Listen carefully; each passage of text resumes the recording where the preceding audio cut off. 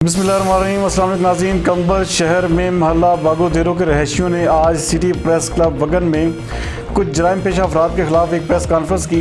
हमारे नुमाइंदे अली गुल मुगहरी के मुताबिक अपने मासूम बच्चों के साथ उन्होंने प्रेस कॉन्फ्रेंस करते हुए कहा कि 3 माह कबल वगन बरादरी के अहमद नामी शख्स ने गोपांग बरादरी की एक औरत के साथ मोहब्बत की शादी की।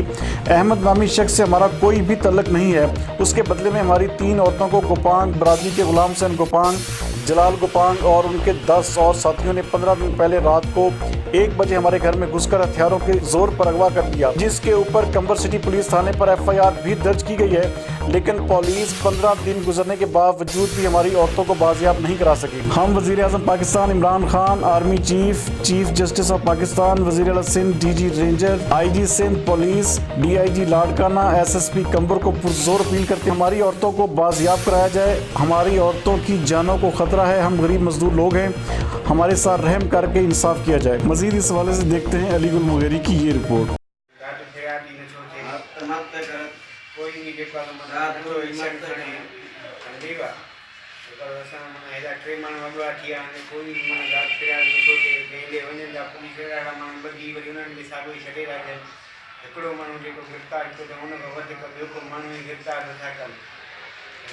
इंसाफ करे पुराने सदी के इंसाफ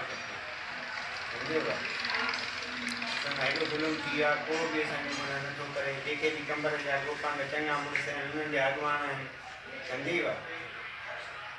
जेका बि असली क़ौम परस्ती था कनि, सॼी जेका बि आहे माना जॾहिं बि पंहिंजी क़ौम परस्ती थो ॾेखारे, असांखे थो चवे त तव्हां जेको बि पंहिंजो अॻुवा छोकिरो वठी वियो आहे पंहिंजी माना शौक़ु शौक़ु पंहिंजा वई आहे साईं कोर्ट में वेही हुन पंहिंजो निकाह कयो आहे, अर्ज़ी कई आहे, पोइ बि असांखे था चवनि तव्हां असांखे उहा मोटराए ॾियो त तव्हांखे तॾहिं पंहिंजा बाज़ू मिलंदा। मुंहिंजी सरदार बि क़ुर खणी जॾहिं बि क़ुर खणी था वञे मोट असांखे उहा थो ॾिए। मोट जेका माना हुनखे मोटाए असां उनखे कदा कोन्हे उनजो तव्हांजो वास्तो आहे?